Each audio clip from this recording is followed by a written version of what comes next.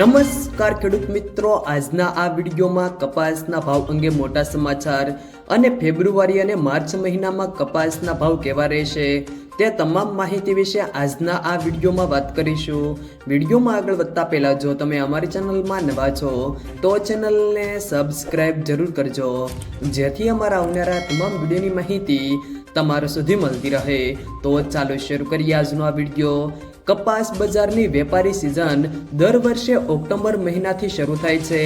આ સિઝનમાં અત્યાર સુધીના 3.5 મહિનામાં અંદાજે 150 લાખ ગાંસડીની રૂની આવક થઈ છે। આ સિઝન માટે 304 લાખ ગાંસડી ઉત્પાદન થવાનો અંદાજ રજૂ થયો છે। અત્યાર સુધીમાં કપાસની આવક એક સ્તરે જળવાયેલી રહી છે અને જીનર્સની માંગ પ્રમાણમાં ઓછી રહી છે। આથી કપાસની કુલ આવકમાંથી લગભગ 40% સુધીની ખરીદી ટેકાના ભાવે થઈ છે। કપાસ બજારમાં સતત ઘટાડા સાથે વેપાર થઈ રહ્યો છે। આ સપ્તાહે 29 mm રૂ ગાંસડીના ભાવમાં ઘટાડા સાથે ₹53,700 ની સપાટી જોવા મળી છે। આ સાથે કપાસના ભાવ પણ ઘટીને ₹1,500 થી નીચેની સપાટીએ પહોંચી ગયા છે। મોટા ભાગના ખેડૂતોને ₹1,250 થી ₹1,775 ની સપાટીની વચ્ચે કપાસના ભાવ મળી રહ્યા છે।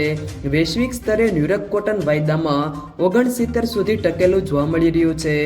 આ સિઝન શરૂ થઈ ત્યારે રૂ ગાંસડીના ભાવ ₹59,000 ની સપાટી આસપાસ હતા અને કપાસના ભાવમાં ₹1,600 ની સપાટીની આસપાસ વેપાર થતો હતો।